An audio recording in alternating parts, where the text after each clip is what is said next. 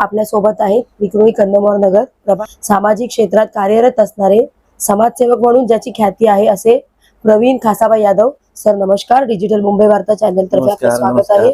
आज आपण सामाजिक क्षेत्र असो, राजकीय क्षेत्र असो किंवा मग शैक्षणिक क्षेत्र असो, आपलं कार्य फारच वाखाणण्याजोगं आहे.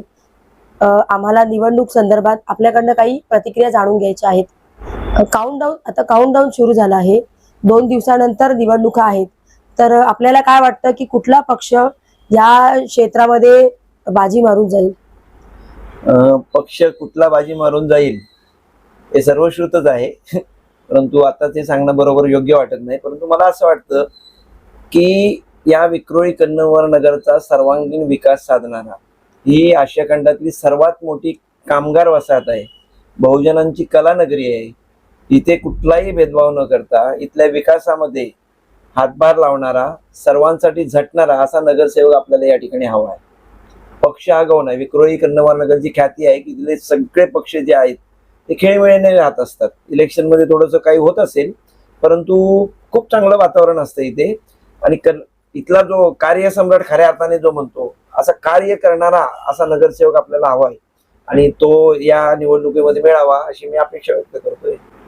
नगरसेवक म्हटलं की बऱ्याच समस्या म्हणजे नगरच्या समस्या म्हणजे गटार आहे, पाणी आहेत, रस्ते आहेत, पण त्याच्याही व्यतिरिक्त अजून काय समस्या आहेत की ज्या आपल्या इकडच्या भावी नगरसेवकाने करावे अशी आपली इच्छा आहे?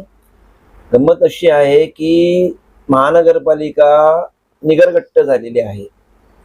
आता या ठिकाणी या पावसाळ्यामध्ये आणि पावसाळ्यानंतरही प्रचंड असे खड्डे होते. पुऱ्या कन्नमोर नगरमध्ये इतके खड्डे पडले होते की त्या पुऱ्या कन्नमोर नगरमध्ये अगदी मुख्यमंत्री आले तेव्हाही खड्डे ते दुरुस्त केले गेले नव्हते.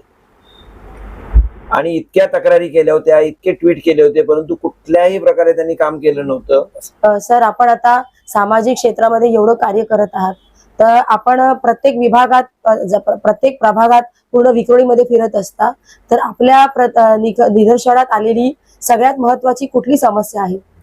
बघा, सामान्य माणसाच्या जीवनाशी निगडीत असे कुठले प्रश्न असतात? आरोग्य आहे, शिक्षण आहे, आणि त्याचबरोबर जे आहे या ठिकाणी संपूर्ण त्याची जी पाणी आहे, म्हणजे मूलभूत गरजा ज्या आहेत त्याच्याशी संबंधित महानगरपालिकेचं काम असतं.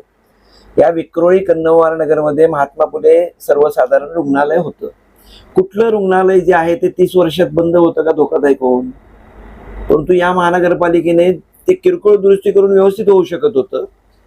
ते रुग्णालय त्यांनी धोकादायक म्हणून बंद केलेलं आहे. त्या रुग्णालयासाठी मी स्वतः अनेकदा आम्ही पहिल्यांदा निवेदन वगैरे केली होती, परंतु त्यानंतर विक्रोळीतील अनेक सामाजिक कार्यकर्त्यांनी आमरण उपोषण वगैरे करून, त्यामध्ये परब साहेब आहेत किंवा मग इतर मंडळी सुद्धा आहेत, या मंडळींनी हा प्रश्न जो आहे ना तो मार्गी लावून या ठिकाणी मोठ्या रुग्णालयाची जी आहे ती मागणी मंजूर केली आणि ती काम सुरू आहे. खरोखरच विक्रोळीच्या सजग अशा कार्यकर्त्यांचं अभिनंदन. आणि हे रुग्णालय जे आहे, फक्त हे रुग्णालयाची इमारत नाही राहिली पाहिजे, इथे सांगाडा नाही निर्माण झाला पाहिजे किंवा भिंत नाही निर्माण झाली पाहिजे, आणि कदाचित हे महानगरपालिका प्रायव्हेटवाल्याला चालवायला देते. या ठिकाणी सर्व व्यवस्था, आरोग्य व्यवस्थेच्या सर्व व्यवस्था पाहिजे. सिटी स्कॅन पासून MRI पासून सर्व व्यवस्था पाहिजे, आणि मुळात डॉक्टर सुद्धा पाहिजेत. कारण या ठिकाणी असं आहे की महानगरपालिकेमध्ये डॉक्टरांचा वानवा असतो. यानंतर तुम्ही बघाल आता कॉन्ट्रॅक्टवरती सगळे त्या ठिकाणी चतुर्थ श्रेणी कर्मचारी ठेवले जात आहेत. कुठलं काम नसतं, ॲम्ब्युलन्स सुद्धा वेळेवर मिळत नसते. आता डॉक्टर तरी काय करणार आहेत? म्हणजे हा आरोग्य व्यवस्थेवरती जो काही ताण असतो, हे खाजगीकरणाचे दुष्परिणाम आहेत.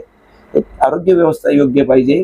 आणि मला असा विश्वास आहे की विक्रोळीतील जे काही नागरिक आहेत, जागृत नागरिक आहेत, ते संपूर्ण या आरोग्य व्यवस्थेसाठी संघर्ष करत राहतील. आता विक्रोळी प्रभाग 118 हा आपला SC वॉर्ड झाला आहे की खरंच आपला जो मागासवर्गीयांचा प्रश्न आहे, तर SC कॅन्डिडेट जर इथे निवडून आला तर तो चांगल्या प्रकारे हँडल करेल? मी या ठिकाणी आपल्यास नम्रपणे सांगू इच्छितो, या ठिकाणी जवळजवळ 38 मागासवर्गीय गृहनिर्माण सोसायटी आहेत.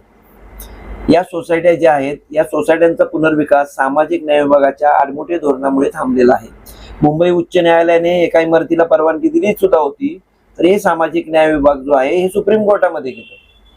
म्हणजे या ठिकाणी शासनाच्या सामाजिक न्याय विभागाच्या या संपूर्ण एकेकोरपणामुळे या इमारतींचा पुनर्विकास रखडलेला आहे. परंतु एक गोष्ट आनंदाची आहे की कुठला मागासवर्गीयच नव्हे, विक्रोळी विभागातील अगदी सर्व पक्षीयांनी या प्रश्नावरती मागासवर्गीयांच्या इमारतींचा पुनर्विकास झाला पाहिजे अशी भूमिका घेतली आणि आम्हाला सपोर्ट केला. सगळ्यांना सपोर्ट केला, इथल्या बऱ्याच लोकांना सपोर्ट केला. आणि हेच वैशिष्ट्य आहे कन्नमवार नगरचं की सगळी माणसं जी आहेत, हळूहळू काय होतं, पूर्वी भिंती होत्या, परंतु त्या भिंती आता गळून पडलेल्या आहेत. विक्रोळी कन्नमवार नगर वासी जे आहेत एक संघ होऊन एखाद्या प्रश्नावरती लढतात, ही आनंदाची गोष्ट आहे.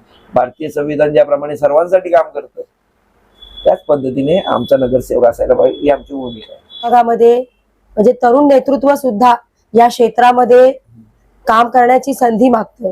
तर मग तुम्हाला काय वाटतं की आपल्या प्रभागात काही तरुण चेहरे पण दिसतात आहे, मग तरुण चेहऱ्यांना संधी दिलेली छान आहे की जुनं नेतृत्व चांगलं होतं?